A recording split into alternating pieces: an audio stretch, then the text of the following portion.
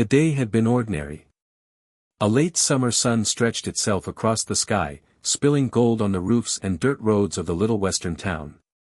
Main Street bustled with the end-of-day rhythm, shopkeepers swept wooden porches, a blacksmith wiped soot from his brow, and mothers called their children in before supper. It was the kind of quiet that townsfolk grew used to. Nothing too loud, nothing too wild. Just the sound of brooms, horses' hooves, and doors closing one by one. Until the sound that broke it all. A sharp crack, loud as a whip. Followed by a woman's cry. The world seemed to freeze. Heads turned. People peered through windows. A few men outside the saloon shifted uncomfortably. Near the edge of Main Street, a man towered over his wife. His hand still hung in the air, trembling with the force of the blow he'd just delivered. The woman stumbled back, her palm pressed to her cheek, tears mixing with the dust at her feet. Some townsfolk lowered their eyes. Others turned away. Some whispered under their breath, "It's not our place." But one man didn't turn away. Across the street, leaning against the hitching post, stood a cowboy. His hat tilted low, shadow hiding most of his face. His coat was heavy with trail dust, and his boots carried the wear of miles upon miles. He wasn't from here, that much was clear. Just a traveler passing through. But when he saw that woman's tears, his body moved before his mind had time to weigh the cost. He stepped off the boardwalk, each boot striking the ground with a heavy certainty. The sound echoed in the hush of the street. Dust swirled around him as he crossed the road. The husband sneered, puffing his chest. "What are you staring at, stranger? This is my wife. My business." The cowboy's shadow fell across them both. His voice was steady, low, but sharp enough to cut the silence in two. "Not while I'm breathing." The woman's eyes widened. For years she'd been invisible, her cries muted, her pain dismissed. And now, in the middle of the street, a stranger had seen her. Truly seen her. The crowd stirred. Some gasped. Some leaned forward. A boy tugged at his mother's skirt, whispering, "Mama, what's he gonna do?" The husband barked a laugh, though it cracked around the edges. "You don't know me, cowboy. You don't know what's good for her." The cowboy's jaw tightened. "Doesn't take knowin' you to know this ain't right." The husband's face turned red, boiling with rage. "Best turn around and mind your own business before I put you in the dirt." But the cowboy didn't move.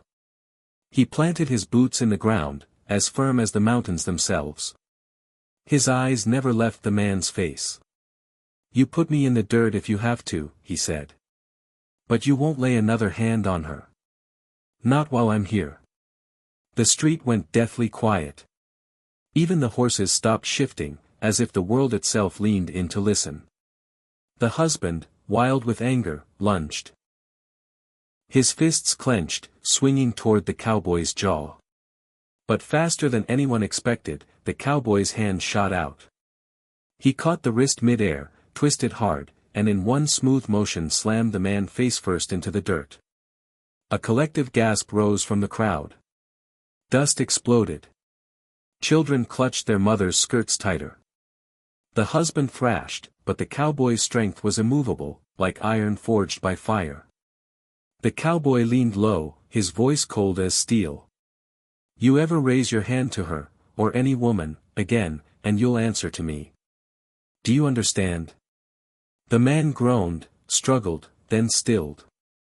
His pride was broken long before his body gave up. The cowboy released him. The husband scrambled to his feet, dust covering his face, his eyes darting wildly between the stranger, the crowd, and the woman. For once, he looked small. Weak. He spat in the dirt, muttered something ugly under his breath, and stormed off down the road, disappearing into the evening shadows.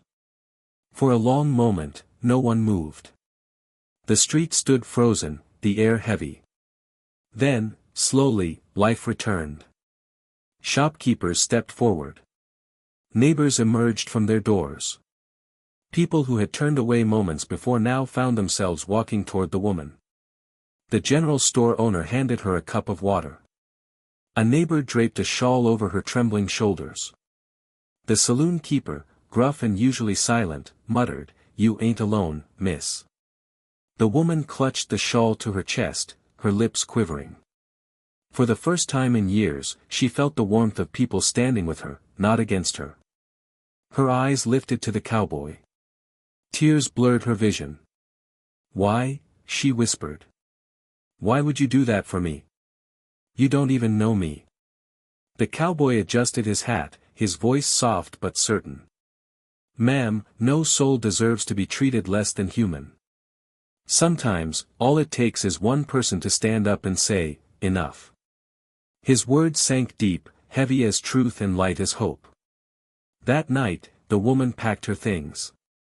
But she didn't leave in shame, she left in strength. The cowboy's stand lit something inside her, a lantern she thought had long burned out.